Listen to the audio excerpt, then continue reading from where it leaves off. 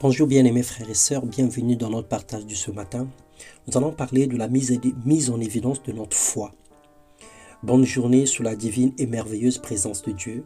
Sa main puissante nous touche encore ce soir, ce jour, et il nous qualifie parmi les finalistes d'une vie nouvelle. Parce que plusieurs ne sont pas arrivés ce matin, plusieurs sont morts, plusieurs se retrouvent dans les comas, dans les tombeaux, plusieurs sont inconscients ce jour.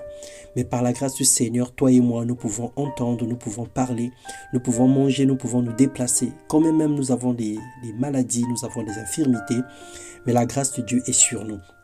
Philippiens 4, le verset 11 à 12, la Bible déclare « Ce n'est pas en vue de mes besoins que je dis cela, car j'ai appris à être content de l'état où je me trouve.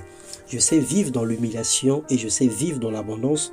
En tout et partout, j'ai appris à être rassasié et à avoir faim, à être dans l'abondance et à être dans la disette. » Il est facile, bien aimé, de dire aux autres ce que Dieu est capable de faire. Il est naturellement possible de raconter les actes des apôtres et de fortifier les personnes affligées. C'est normal. Cette capacité nous vient de Dieu selon qu'il est écrit dans Ésaïe 61, le verset 1. « L'Esprit du Seigneur l'Éternel est sur moi, car l'Éternel m'a oint pour porter des bonnes nouvelles aux malheureux.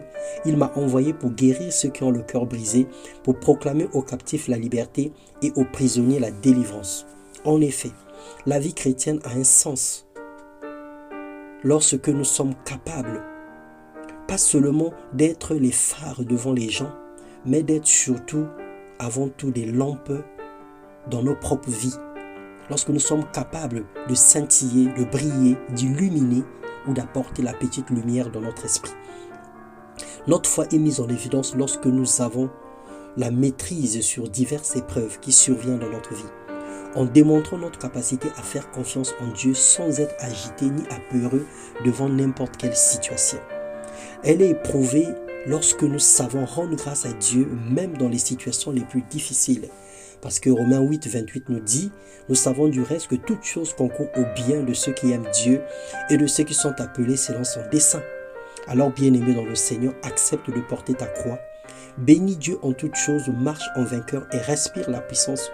N'offre pas tes larmes au diable dans la tristesse, mais plutôt ta louange à Dieu dans la douleur. Quel que soit ce qui t'arrive, rends grâce à Dieu. Dis merci au Seigneur pour ce qui t'arrive. Dis merci au Seigneur pour la situation que tu traverses. Remercie le Seigneur pour toutes choses. Ne te lamente pas, ne murmure pas, ne te mets pas dans une posture de rébellion, dans une posture de plainte, dans une posture de pleurs et des gémissements. Mais mets-toi plutôt dans une posture de louange, de force. Souvenez-vous de Christ à la croix. Dis Père, je te rends grâce pour toutes choses. Je remets mon esprit en tes mains. Pardonne-leur leurs offenses car ils ne savent pas ce qu'ils font. Quel que soit ce qui t'arrive de mal, tu bénis le Seigneur. C'est une force, c'est une puissance, c'est quelque chose que le diable ne pourra jamais accepter et comprendre. Parce qu'il voudra que dans les difficultés que nous puissions pleurer, verser des larmes, murmurer, renoncer et régner Dieu. Que nous puissions dire que ouais, la souffrance elle est tellement grande, le Seigneur n'existe pas. Alors pourquoi prier? J'arrête, j'abandonne. C'est ce qu'il voudra voir en nous. Alors qu'il n'a pas compris que lorsque l'action de grâce est sémée dans la désolation ou dans la douleur, c'est une épreuve de foi.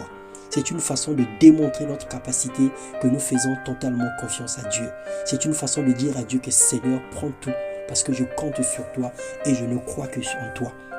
Alors sois béni, bien-aimé, que le Seigneur t'aide à mettre valablement ta foi en évidence devant les épreuves et les situations que tu vas rencontrer. Au nom de Jésus-Christ. Amen.